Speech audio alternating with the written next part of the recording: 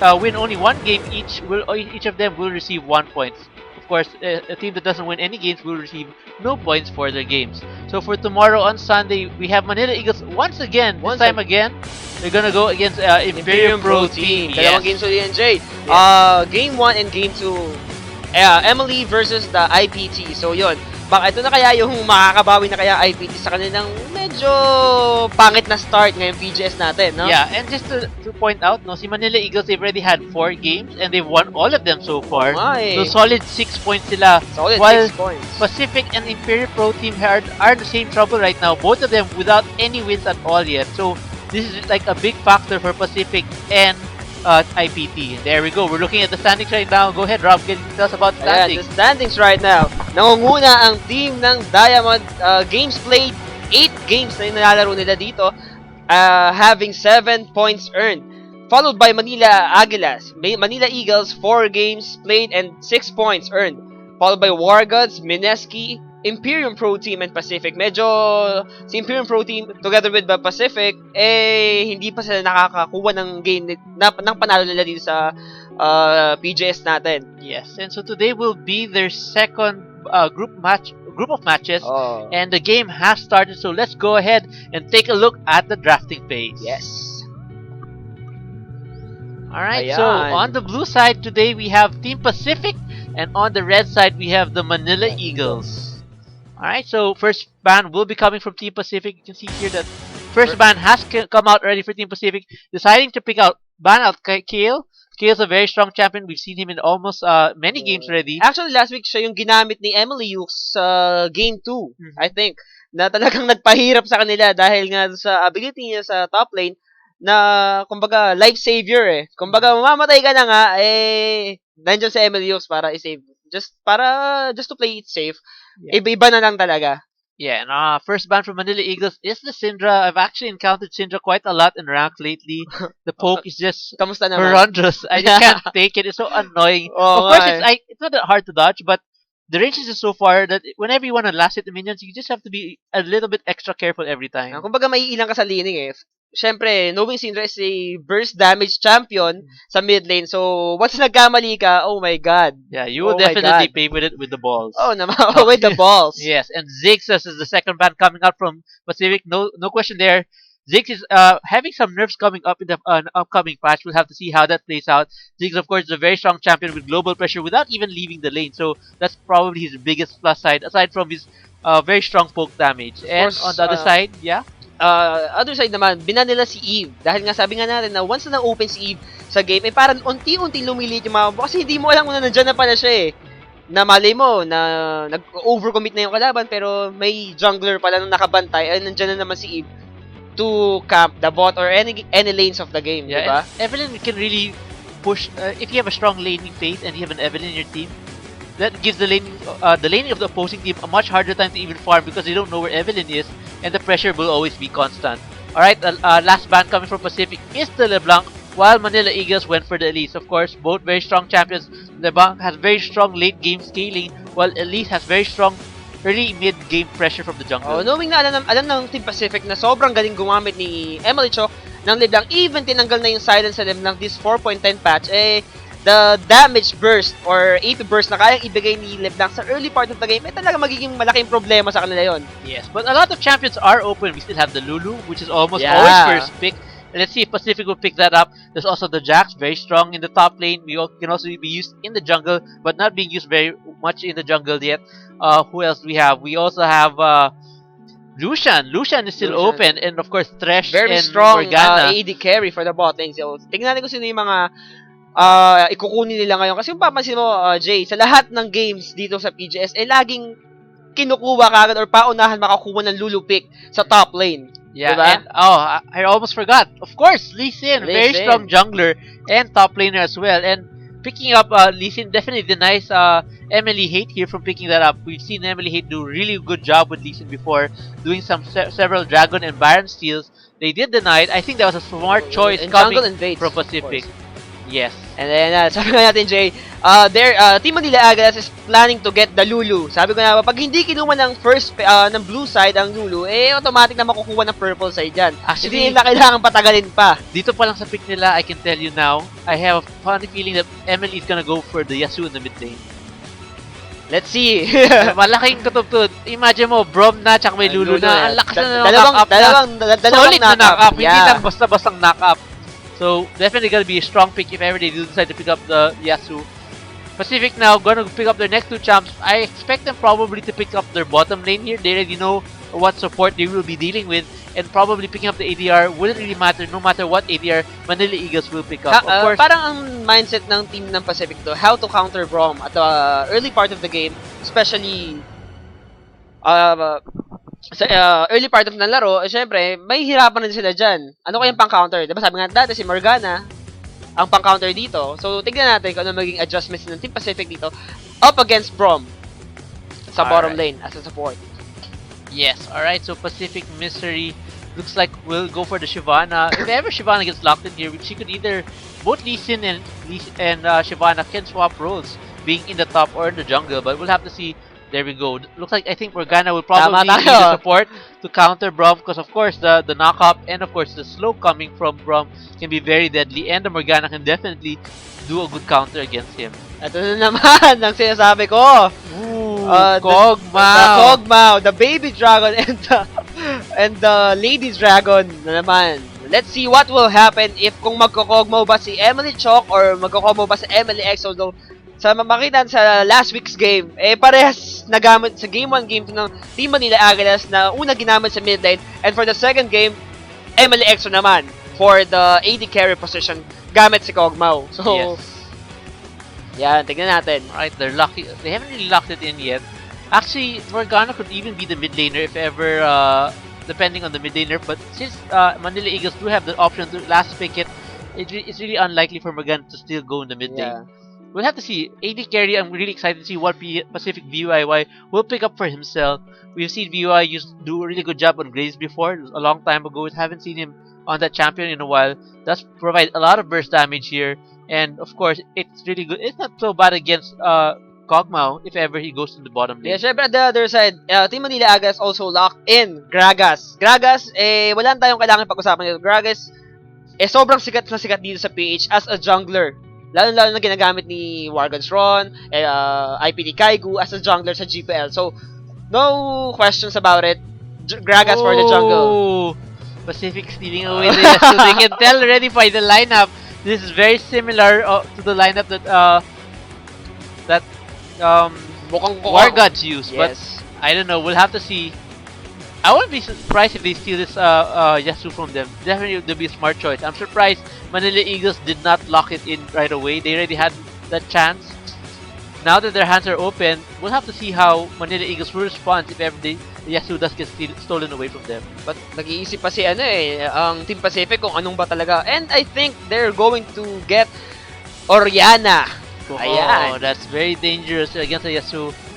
Oh, looks like Manila Eagles might not go for Yasuo here. Oh, Kassadin ang dami na open Kassadin, Twisted Fate, Yasuo.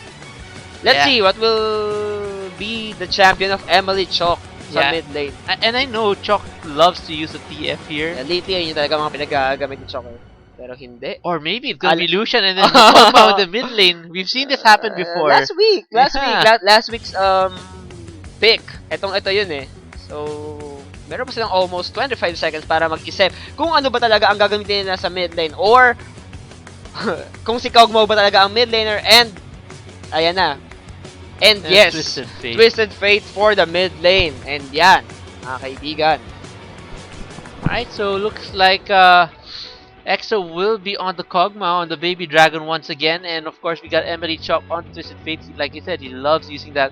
It does provide a lot of map pressure because of his semi-global ultimate, of course, Destiny and Gateway, which he's allowed to gank to either the top or the bottom lane. Both top laners picking up the teleport, so we can expect a lot of action again in the bottom lane. Of course, Shyvana could actually stop the teleport of Lulu if his ultimate is up by knocking him back. So we'll have to see if that comes into play later in the game. Same with Lulu actually. He can also knock or turn Shyvana into a critter if he wants to stop the teleport. Of course, Orianna versus TF in the mid lane. I have to say that Orianna probably has a slight advantage in the early part of the game. However, since si Orianna ay naka-barrier, siguro ang gagawin lang nito sustain lang eh. At the early part of the game, sustain muna tapos siguro aasa to sa mga team fights. Yeah, but if actually Orianna gets ahead of TF, I have feeling Chuck will have a much harder time dealing with the Orianna in the mid lane. Given especially like you said, the barrier, it's just so much pressure. And yes, of course, we got Lee Sin who Chuck has Flash and Ghost, which are both escape tools, but wasting them just to escape Lee Sin is not very optimal. It will lower his gank potential once that happens. And syempre, discussing naman sa pressure ng team fight, siguro ang mangyayari dito sa Team Pacific, dive in team composition. Parang Dragon Form coming from Shotty, and may Shockwave na kasama. So, very nice counter naman sa team ng Emily having that Lulu and Gragas to disengage the team fight na mangyayari if ever. Yeah, and definitely Morgana started to become a very popular pick as a support. The Black Shield that she provides can really deny a lot of crowd control, and which is really a priority pick for most supports now to get some sort of crowd control. Of course, we haven't seen Leona, but we did see Leona last week, but not as much as we would like to. Braum, of course, has been banned several times already. Getting through this time around, Manila Eagles did decide to pick it up. And of course, the game starting. So while we're waiting for the game to load, I'd just like to talk about our sponsor, GameX. GameX does have this wonderful feature for all of us. All you have to do is go to the GameX website, www.gamex.ph, and then select the game that you're playing. After you select the game you're playing, select the EPIN amount that you want to purchase and click Add to Cart. Once you've done that, select the shopping cart and click Checkout. So once you check out, enter your mobile number in the prompt. So a prompt will appear and you have to enter your cell phone number, which is either Smart, Talk and Text, and Sun Cellular. And after that, a verification code will appear. Send that verification code to 3161. And once you've confirmed this and you have sufficient load for the load that you want to purchase, you will receive the EPIN. It's that simple. So great feature coming from Smart. Grabe, so whenever you need to buy load, all you have to do is go to and you have load and you can't go out, but you want to buy shells for like League of Legends. All you have to do is use this feature. Of course, you have to be either a Smart, Talk and Text, or Sunset Cellular subscriber to be able to do this. Alright, so other than that, meron pa tayong watch and win, di ba, GM Rob? Of course, dahil PGS ngayon, week 3. Yes! Watch and win. Sa lahat na naghihintay po ng ating watch and win, all you have to do is to watch and win. Maglalabas po kami ng mga codes dito na 4-win IP boost. So, pabilisan lang po na kamay. So, paano i-enter nga naman ang mga codes na yun? All you have to do is to go to the in-game store ng ating LoL client. Meron doon sa bandang lower left section na nakalagay na code. And all you have to do is to enter the code. Siyempre, wrong spelling wrong. So, paunahan na lang po tayo para po sa mga watchers natin or sa mga viewers natin na baguhan lang or low level, malaking bagay sa inyo yung 4-win IP boost para sa inyong IP. Yes, alright. So, thank you again. I'd just like to thank our sponsors, of course. We have Smart for the GameX, and we also have Razer for our gaming keyboard and our headsets here. And also, I'd like to thank Philips for our monitors. And of course, I personally want to thank Ttsprt Customs for my awesome jacket. Yeah, Shoutcaster J. Thank you very much. So, hello to Ttsprt Customs, according to GM Rob. Hi, Ttsprt Customs. He needs some love. I don't have jacket, but I have my... joke lang, wala. Alright, so let's take a look at the loading screen as the game is about to get on the way. Yan na. So, on the blue side again, Team Pacific. So, let's go through it. Top lane, GM Rob. Ayan, for the Team Pacific, top lane, Shyvana, si Shotty, Lee Sin, to be used by Misery, Pacific 5283, Orianna, Pacific BYY, Rocket Girl Tristana, and Pacific Hakaw as the support, Morgana. Yes, and there's a little bit of trivia. A lot of people still don't know about this, but actually, 5283 is formerly known as Astarte, or Dynasty, diba? Yeah, Dynasty, Astarte, or Emily Astarte in short. Yes. So, parang together with Emily BYY and Emily Misery, dati, former Emily. So, eto na ang pagtutuos ng mga former Team Manila Agas and yung present na Team Manila Agas natin ngayon. That's right. So, alright, so I'll talk about the lineup from Manila Eagles. We have Lulu in the top lane being used by Yokes, Emily Hate on the Gragas in the jungle, Emily Chalk with the Twisted Fate in the mid lane, and down at the bottom lane we have Emily Exo on Kog'Maw and TG on Braum. Grabe, gamit naman ni Emily EXO ang kanyang Lucky Charm skin. Yeah, actually, if you look at the bottom lane of Manila Eagles, it's really hard to engage them since they have so much disengage. They have the Kog'Maw's saliva on the floor, and you got The Braum's, carpet saliva. yeah, the beautiful with all those gooey stuff still Yeah. popping up, and we got a Braum, of course, with his strong disengage with the knock-up and his slow as well. And actually, I really think Braum is really quite overpowered with his passive, allowing him to stun multiple champions with the help of his team. It really can trigger cantrip type of effect over multiple opponents. Yes, pero take note itong si Braum ilang beses ang ninerf to ng mga recent patches natin. Pero up until now, ganun pa rin siya kasakit. So, sa tingin ko, medyo mahihirapan din si Pacific VYY and Pacific Hakaw na makipagsabay o makipag-trade ng damage up against TG and EXO sa bottom lane. Yeah, actually, every time you say hakaw, nagugutom ako, naalala ko. Gusto ko ng hakaw eh. Sarap kumain ng hakaw from mga Chinese restaurant. Siguro naman kaya niya ginamit yung hakaw na yun. Siguro may something... Baka favorite food niya yun. Parang, baka nga. Yeah.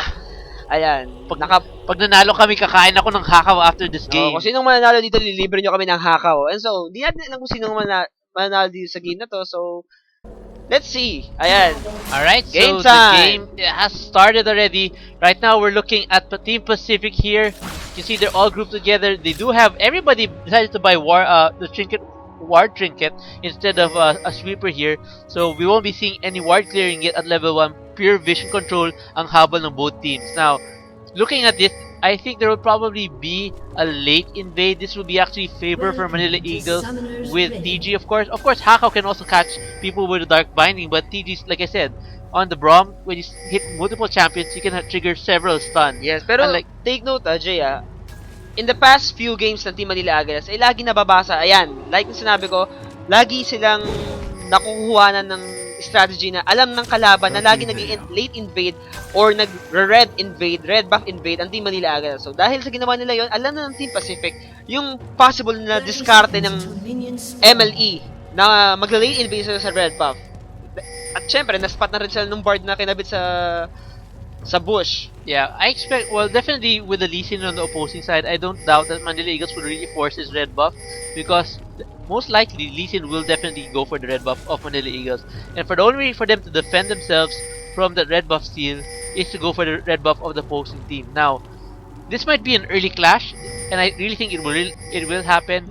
They will see this ward expire if they stick around. No, they won't. So they are unaware that the ward is there, but so there we see Emily taking some damage from the ball of Oriana, and the late invade from Manila Eagles, like you predicted, will come through. The slow being used by Braum, not connecting to anybody here, and 5-man red buff here. Lee Sin with Shyvana will take the red buff of Manila Eagles on the other And side. syempre, at the other hand, kung makikita mo, dahil since na-spot ng Team Pacific ang pagnanakaw ng Team Manila Eagles ng red buff, Misery and Shotty, as well, kinuha na rin yung red buff ng Emily. Siyempre, para fair exchange, di ba? Yes. Alright, so standard laning phase this game. Teleport being used by Lulu to proceed straight to the top lane. I believe he might have purchased an extra pot first before going back to lane, giving him a slight advantage over the Shyvana. Pero syempre, okay rin yung ginawa ni Emily Houston dahil syempre mahirap ng mag-up level, lalo na Shyvana is a tanky champion. Early gang coming from the mid lane and the early flash from 5 to A3. Grabe! Hindi ko na-expect na gano'n kami yung flash in coming from Emily Hawk and first blood from the MLE. Great calculation coming from Manila Eagles. Even with that flash, that barrier, they were still able to take down Oriana in the mid lane. Now Manila Eagles taking a lot of damage here in the bottom lane. They have to be a little bit careful here. Another Dark Binding coming from Pacific Haho could spell death for one of the members of Manila Eagles. Grabe, Jay, kung mapansin mo, hindi ina-expect ni ni 5-2-8 na yung early gang sa level 2 ni Emily Hate para makuha yung buhay niya. So, after ng flash, binalikan niya pa together with the flash in to get the first blood of the game. Yeah, and definitely the changes they've done to Gragas has actually made him a slightly stronger jungler because he has more crowd control now when he ganks. Unlike before, tanky build Gragas. He was just really tanky before, but didn't have as much crowd control. He really relied on his body slam and SS. But now, Gragas has a slightly more sufficient with his body slam knocking up still, and that sort of that mini stun on his barrel. Ayan, kung papansin natin, looking at the bottom lane, kung papansin mo, hindi ko ina-expect na medyo malulugi si Emily EXO dito dahil sa Braum, pero dahil sa nangyaring advantage na yon, medyo nahaharas ni VY and ni Hakaw yung dalawang bottom lane ng Team Manila Aguilas. Yeah, they took a lot of early damage when they were very aggressive on those two members in the bottom lane, and the minions did a lot of damage to them. You can see now EXO taking more damage, and VYY getting much of free hit. Nice wall coming from TG there, blocking VYY from hurting EXO at all. So that's a good block coming from TG there. Yes, kung papansin nyo, nag-flash out, papalayo si Hakaw. Dahil onti na lang, talagang tutumpa na siya kay MLXO. Dahil doon, medyo nagkaroon ng slight advantage ang Team Manila Aguilas. Pero sa pagkakataong to, EXO hindi nila alam na yes, si Mystery sa bush sa bottom lane. If Mystery can actually just land his Sonic Wave, he can definitely pick up EXO without any problem. Of course, sa early part ng laro na to, talagang bigayan na kagad ng damage eh. Lakas ng sense ni EXO, nilagyan niya ng ward dun sa Tribo just in case ikutan siya ng Lee Sin here. Alright, so VYY and Hako are on the offensive here in the bottom lane. You can see Yux trying to poke Shotty from the side in the top lane. Not much action since the first blood. Looking at the CS right now, you can see Shyvana's actually winning, which is quite surprising against Lulu. A nice hide step coming from EXO, by the way. And in the jungle, Lee Sin does have the advantage as well. But Gragas has actually went back to base already and did pick up already a Spear Stone over the Lee Sin. Kung papansin mo naman sa top lane, lamang ng almost 11 minions lane si Shotty kay Lulu. Given na si Shotty a tanky top lane, and si Lulu is the AP range champion sa top. So, ganun talaga. Ganun talaga ang maging kakalabasan dahil napakahirap mag-CS being an AP champion sa top. Given na talagang pagka ganyan ng tanke ang kalaban mo, may hirapan ka. Yeah. I have to say though, the Braum being one of the newer champions, especially the support, is actually a really good support for AD carries like Kog'Maw and Twitch that would use a lot of protection, need a lot of protection. Yeah. That wall can really deny a lot of that damage coming from the opposing team, and can allow their ADR who have very long range skill shots or skills at all to poke down the opponent. Alright, Yux actually trying to catch up in CS here. You see he's really harassing Shotty down quite a lot here, but Shotty returning a lot of the damage in kind as well. Yux and Shotty actually pretty passive here. Of course, there's a little harassment, but no ganks coming from the jungle quite yet here in the top lane. And yes, kasi looking at the mid lane naman, after the first blood na nakuha ni Emily Chok saka kay Pacific 5283, lamang ng 8 CS si Oriana. So, okay na rin. Kahit paano, despite na namatay siya, at least lumalamang pa rin siya sa minions lane. Yeah, alright, looks like Chok using Ghost already. He does have a gold card. Some action here also happening in the top lane. You see Yux and Shotty doing some exchange here. Looks like TF wasn't able to successfully slow down Mystery on the Lee Sin. Lee Sin is really a hard champion to pin down, especially in the jungle. You can see Hate invading the jungle of Mystery for the second red buff of the game. This is a very dangerous thing for Emily Hate to do here. Given na alam ng Team Manila Aguilas, nakuha nila yung timer ng red buff ng Team Pacific. Talagang ipit nilang manakaw to dahil sa pagkakataon to. Naipit sa Emily Hate and BY, Hakaw, and Mystery is trying to kill. And Emily Hate goes down. Yeah, and looks like Pacific will escape from that. Yux teleporting in, unable to save Emily Hate. It was a nice effort coming from Hate, flashing over the wall, but the rocket jump of Tristana was still up, allowing him to pick up the kill and escape as well. Grabe, siguro wrong decision making siguro yung nangyari kay Emily doon. He's trying to get to invade again for the second time yung red button Team Pacific, pero hindi niya alam na 3 champions from Pacific back up na para ipitin siya. So yeah, it's a very dangerous place talaga for him to do that, especially with the bottom lane so close by here.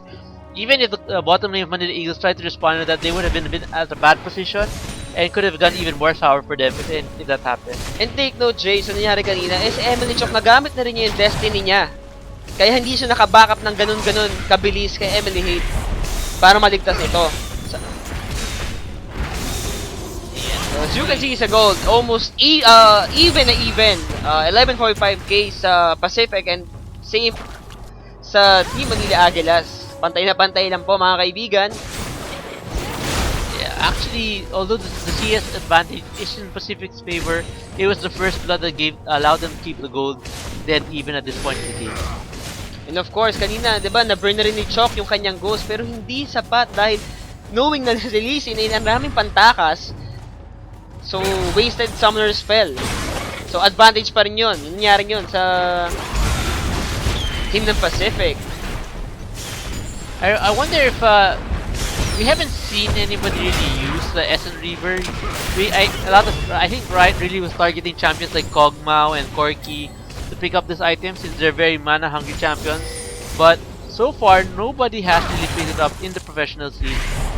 I feel like definitely even with the buff coming up in the next patch for that item, it will still need a little bit more touches before we see some actual play in this game in the tournament level. And yes, Jay, kung makikita mo naman dito sa bottom lane, unti-unti nang hinaharas ni EXO and TG si Hako and VY dahil level 6 na si EXO dito. So nakakapagbato na siya ng kanyang mga warning shots sa saliva in the air. So, ang gagawin ni VY dito ay umilag na lang umilag.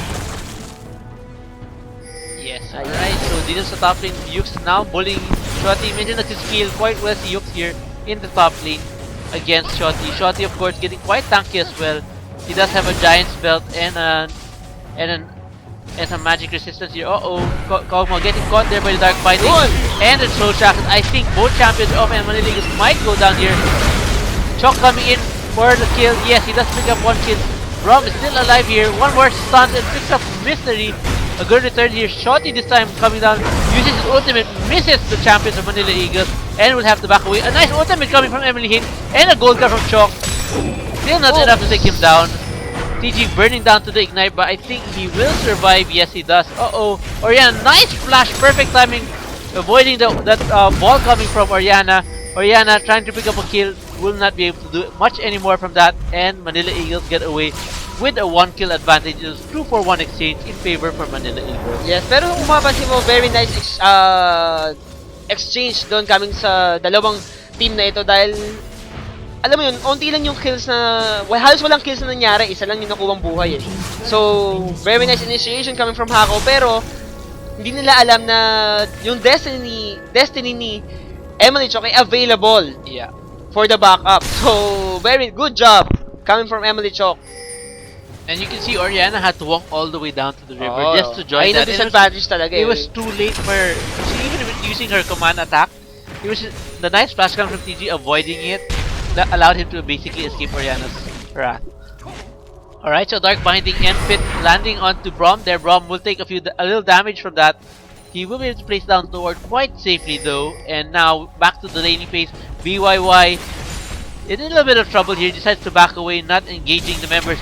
A nice Dark Binding, but this time PG catches it for EXO, and the shield is up to protect the return damage coming from Team Pacific. And of course, grabe ang binibigay na damage ni Emily EXO kay BYY na dahil sa mga poke damage ng ginagawa ni PG together with Kog'Maw. Yun. Yeah, TG is a little bit of trouble. The blind shockwave not connecting. I'm sorry. This is still not connecting this time around. Looks like Manila Eagles are quite lucky there. Actually, if you're looking at the score right now, Manila Eagles are doing a really good job in the bottom. If you look at the CS, Kog'Maw is now has a huge CS advantage over Tristana, and because they're able to make Pacific back away, they pick up the first dragon of the game for themselves in the 13-minute mark. Yeah, the first dragon of the game. Dahil sa ginawa ni Misery na overcommit, alam naman niyang squishy champion siya, pero pinasok niya pa rin si EXO and PG, and yun nga, unti-unti siyang pinunit at nilusaw. No choice but to flash out para mabuhay siya sa nangyari yun. And dahil dyan, since walang jungler, ang team ng Pacific, ayun yung naging go signal para Team Emily to get the first dragon of the game. Yeah, actually, I don't think it was a bad idea for Lee to engage, but the problem was that he missed that very critical skill shot. If he can get in, he can definitely do a lot of damage and maybe even pick up a kill. If by not kill, he could at least force them back to the base and the Dragon would have not gone to Manila Eagles. But because he missed that skill shot, But it allowed Manila Eagles to do the return damage, and walang damage output tuloy nagawa si Lee Sin. Oo nga, kasi ang gusto nila iprotektahan yung pink ward na naka-ready. Ayun nga masakit, si BY umuwi. So wala siyang backup damage, nahuli nga ng Dark Binding nung si PG, pero not enough damage coming from Morgana as the support, and of course, sa Lee Sin sa jungle. So MNXO ngayon, ayun yung opportunity niya para magbigay ng huge amount of damage para mapaback away si Lee Sin and mapa-flash out. Yeah, alright. Blue buff being given over to Emily Chalk there. TG clearing out that last minion in the blue buff. A pink ward was actually being cleared out by Emily Hate in the top lane. Emily Hate camping the top lane. I don't think this is a smart choice for him right now since Lulu plans to go back. The most he can do here is probably soak up some XP in the top lane. Pacific BYY deciding to pick up some minions in the jungle before heading back to his own lane. Yeah, it's really hard to kill Shyvana. Oh, the tower is already down. So, it is actually a 1 tower advantage. Binugaw lang pala. Binugaw lang pala para lalong mailang sa pag-farm itong si Shotty sa top lane. They're not planning to kill. Dahil naman si Shyvana, maraming pantakas, ganun talaga. Yeah, and a nice skill shot coming from Manila, EXO there. Landing over to BYY a few minutes ago. EXO using his nice brains to harass Hakaw. Landing one shot though. And the baby dragon working his magic once again. The magic of the dragon. And yes, for the first build, an early Blade of the Ruin King coming from the Emily EXO. And yes, almost less than half na lang ng buhay ng first tier turret sa bottom lane. And again, I think the Team Pacific is trying to have a 3-man gank na naman sa bottom lane. Actually, it's gonna be a 4-man now. Yes. Si Oriana is gonna go in the river. Manila Eagles investing in a lot of wards. You can see here that the bottom lane is very well protected. Wala siyang dadaanan. And dahil dyan mapapansin natin na Emily EXO is kicked by Emily Nidro. And I think Emily EXO will go down. At hindi sapat dahil oy, oh my god. Overcommit and a very big dragon and nice backup from Emily and grabe. Oh, Chalk all alone there getting crushed down by the members of Pacific. Manila Eagles have to be better. Nice shockwave landing into 2 members. Manila Eagles. EXO getting free hits, no problem. A little 580 using his ball to provide some isolation there, but EXO was able to avoid the command attack from 580. Fire being popped out by 580, using his command attack once again, not landing onto anybody. 3 members of Pacific going down really low. Here comes Gragas for the cleanup. Let's see how we can pick up anybody. He has to be very careful. This is 2 versus 3 here. And there's a body slam landing onto VYY. PG picking up that kill on Pacific. Ayan na, di pa rin matapos ang Trasito. And I think Misery for the backup. And 4 members of Team Manila Agnes is trying to get dahil napaka-squishy ni Misery. I think Misery will go down. Wow, EXO picking up another kill. Excellent team play coming from Manila Eagles. A pink ward being cleared out. Manila Eagles hate here. I'm quite surprised, even though Manila Eagles were also low, they were able to micro very well against the skill shots of Pacific and turn every fight around. Whoa! Tingnan na si Baby Dragon dun. Oo nga. Kung papansin mo sa nangyari yun, Jay, nag-overcommit na naman tong si Lee Sin, pero wala siyang kasama. Naipit si VY sa bandang bottom lane. Ang sumama lang sa kanya na naman si Hakaw. And di nila alam na merong wild growth pa si Emily Hughes para ibigay kay Chok. Kay EXO. Yes. So, yun, nabait na naman sila and ayun, naging katapusan ng kanilang buhay. I have to say Manila Eagles team fighting ability is very good so far. They've been showing a really good, consistent play style. Actually, haba nga nung clash na yeah, it's super extended team fight. Nga And EXO doing a lot of damage. You can see how much damage he's doing it. Ito na naman, ang kalahati na yung buhay niya. Now, BYY has grabe ang EXO. Walang magawa si BYY. No chance at gamitin ang kanyang ultimate para makataas. And Emily EXO is still on fire. Ayun. Ayun. Ayan, wala magawa yung Morgana tsaka Tristana sa Kog'Maw ni EXO right now. Grabe, ganun na poke damage siya kayang ibigay ng Kog'Maw sa bottom lane. Since alam na ni EXO na lamang siya. I think naka-maximum na yung W ni Kog'Maw kaya ang layo ng range niya eh. So he's able to at least throw 1 or 2 shots before maka-return fire tong si BYY on the Tristana. Tristana though does scale in attack speed, in attack range rather also. Oh, Dark Binding landing on the minions. Manila Eagles Again, a did kick good from job. Emily EXO and napakagandang safeguard doon. And Look at Emily that, EXO TG picking up another kill. And a stun from Airchok denying denied by 5 to 8-3 here. 3, yes. And Hate now stacking up a lot of damage, 5-83, getting slowed down, and the barrel. Oh! Chok picking up another kill. I think ginamit ni 5283 yung kanyang shockwave para matina yung Destiny, pero hindi sapat dahil Emily Hate ay naka-back up to get the kill. Yeah, and actually Manila Eagles starting to run away with this game. It's already almost a 5.5k goals advantage for Manila Eagles. They do have superior map control right now with the tower 2 tower advantage. And of course the vision. You can see, look how much investment Manila Eagles in the minimap. The red jungle of Pacific is not safe for them at all. And this is a very big trouble for the bottom lane, Team Pacific. Of course, as you can see, makita natin, dahil sa nangyaring bakbakan na yun, ay yung another dragon from yes, second dragon of the Manila game Eagles sa team MLE. And grabe, another wrong decision making naman. Yeah, Kay and BYY has pinilit niyang i-kick si EXO Yes. papalapit, pero TG is grabe, Yun na naka-back nga, up. yung knock-up ni Brob, talagang ultimate niya is really strong. Kasi yung knock-up, it's like, you can't stop it, first of all, right? Yeah, so The only way you can do is flash away, and you're gonna end up burning your flash, and if they have another crowd control, there's no way for you to avoid this. So, medyo no choice sila, and you can see the pressure coming from Gragas is forcing them to always burn their summoner spells, allowing Manila Eagles at the bottom lane to really dominate really hard. And yes, grabe ang goal difference ngayon na nating laro. Kung papansin mo na sobrang binubuli ng duo ng Team Manila Eagles na EXO and TG ang bottom lane. Kahit tatlo pa ito, wala na silang pakialam. Dahil yan ang poke damage na binibigay at napakasakit. And they're trying to rush for the second tier third of the bottom lane. Whoa! Nice move! Nice move! Grabe, ano kayang sa tingin mo, Jay, ano kayang gagawin si Scarlet ng Team Manila, ng Team Pacific ito para makabawi dahil napakahirap pigil nitong si Kogmo ngayon. Dahil actually, the lineup of Team Pacific is very bad in terms of late game. They have to really win the early game if they want to win the late game, and since they're losing the early game, it's gonna be really hard. Of course, the stun skills very well in the late game, but so does Kogmo, and both of them are very hard to predict who will be the superior champion in the late game. And since Kogmo is dominating right now, it's more likely BYY will have a much harder time to catch up as the game progresses. Grabe. I think very nice investment coming from Emily Chok na ginamit niya yung ghost niya to reach Emily BYY, pero hindi ito sapat dahil nakapag-heal to. Pero dahil buhay pa niya yung gold card niya, binigay na lang yung kay Hakaw. Yeah. And very nice investment. Mechanics skills come from Manila Eagles so good so far. Ay nga. Pacific is really struggling right now. I mean, we've seen some good plays coming from Pacific, like Oriana's Shockwave stopping the TF, but it's just not enough to stop the team play of Team Manila Eagles right now.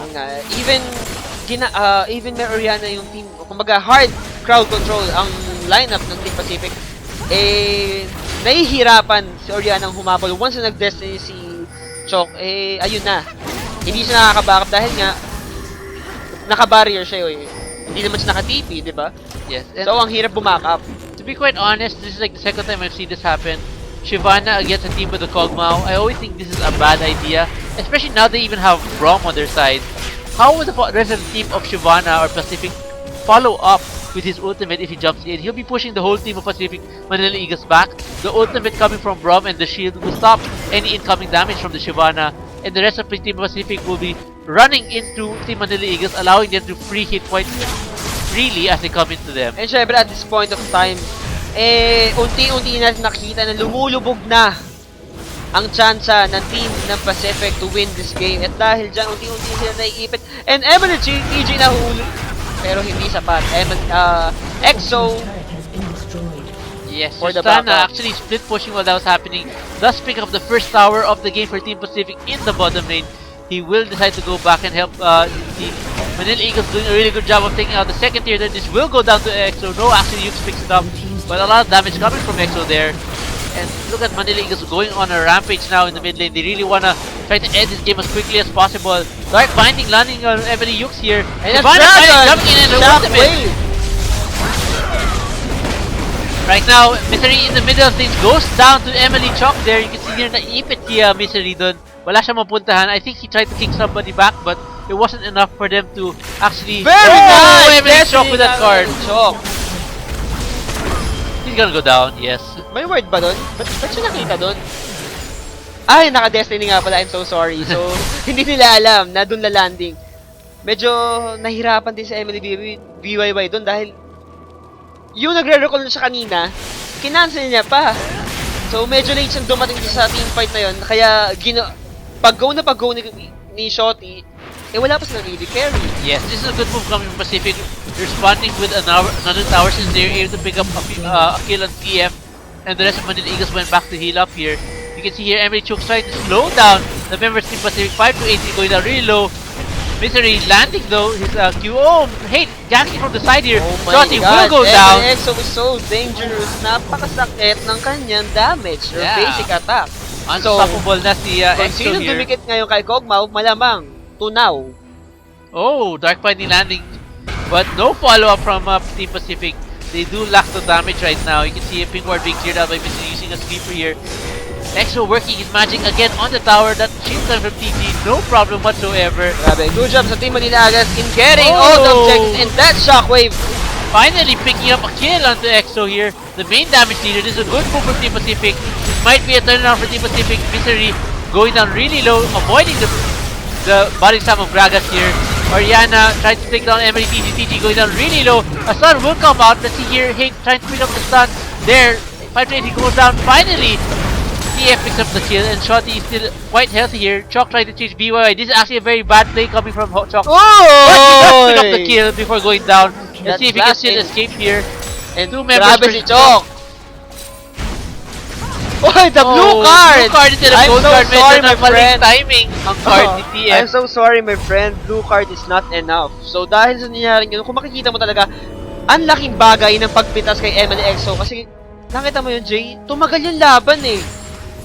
Not only that, a lot of damage coming from Manila Eagles was gone because of Oh. that kill. So Good EXO job a kay little bit out of 5-2-18. position there.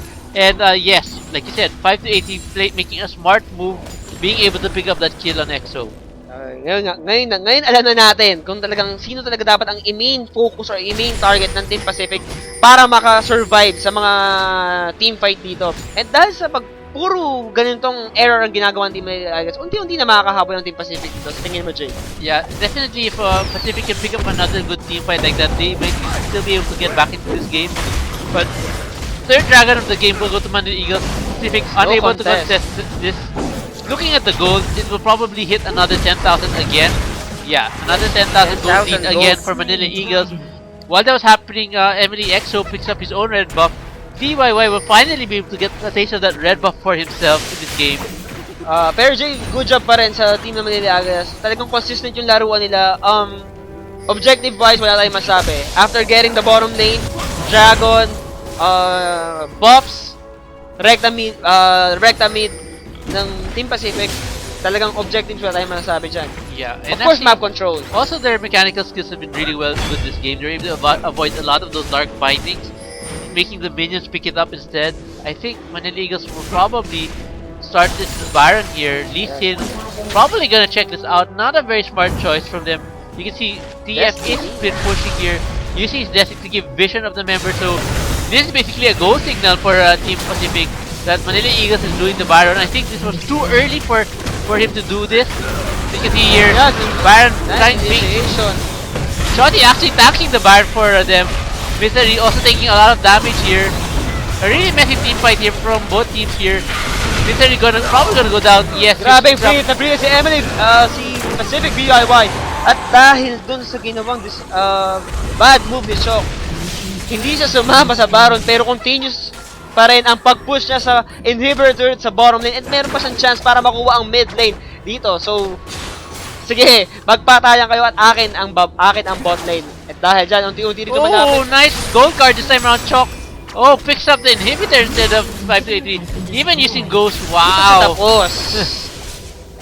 Grabe, naguluhan ako sa laban na yun. Actually, to be quite honest, that would have turned out much better if TF did use his Destiny too early. Sana hinintay niya na mas mababa yung HP ng Baron para makuha ng Manila Eagles yung Baron before Pacific went there. If that happened, they would probably ace Pacific and ended the game. But nonetheless, it still turned out in favor for Manila Eagles there. They did pick up another third and inhibitor, actually 2/3 and the inhibitor. the inhibitor in the mid lane is still exposed, which is Yes. still good news for Manila Eagles. Ayun And- pa nga, Jay, kung papansin mo, parang ang nangyari lang doon sa teamfight kanina, napigilan ng Team Pacific yung pagkuha ng Baron. However, napigilan nga nila, pero butas naman yung bottom lane. Yes. So, di ba nga, makuha mo naman yung objectives, Baron or Dragon, pero pag nakuha yung Torre mo, hindi na magre-respond yan.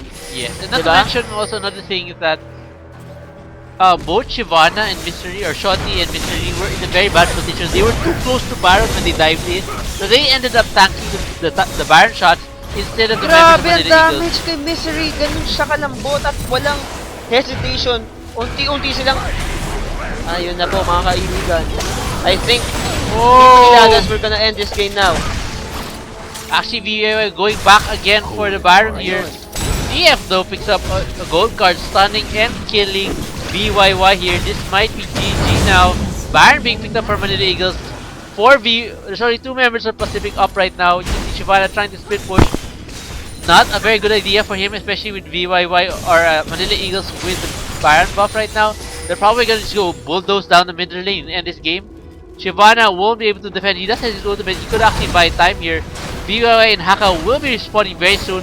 This will be their last chance to defend their base before Manila Eagles end this game. Yes, kung papansin mo, hindi na pinapansin ng Team Manila Aga na si Shotty sa bottom lane. Since alam nila na mas maganda tayo mag-objectives dahil alam nilang malaking bagay sa team fight pag wala ang tanky Shyvana para manggulo sa kanila. And EXO, grabe ang poke damage na binibigay niya or basic attack sa mga members ng Team Pacific. Yes, last base third alive now. You can see the ball Mariana trying to stop Kog'Maw from hitting that third there. Yuke's also using his glitter runs to slow down the members and spot out the members of Pacific here. Gragas is actually went back to base now. He's gonna be joining the rest of Manila Eagles very shortly. At least, to say the least, the bottom lane of Team Pacific is the minions are pushing against Manila Eagles. Of course, the super minions coming from Manila Eagles will start to push back. So Pacific need to make their move as early as possible. As the longer they wait, the faster those super minions will start coming down their base, and this might be probably BGG for them. Yes. 5 to 18 now, going very low here. I think hindi na nila kaya. Grabe ang damage ng Team Manila Aga having itemization. Yeah, they don't even need to take the tower down. They can already end the game. They already picked up one kill. Morgana is down. You can see there a while ago, 5 to 80 going down quite low. Destiny being used by TF into the base. Whoa! Item-wise, wala na tayong kailangan pag-usapan dahil lamang na lamang ng Team Manila Aga plus that Baron buff, extra damage. And kung makikita mo, Misery, napakalambot niya na kahit sinong member ng Team Manila Aga ay talagang dudurugin siya or talagang pupunitin siya. Wala, he wasn't able to snowball the early game. Yeah. And Manila Eagles will end this game in 32 minutes. Congratulations, Manila Eagles, for picking up the first victory today. GGWP. One-sided game to mga kaibigan. Objective sides, wala akong masabi. Grabe, Jay.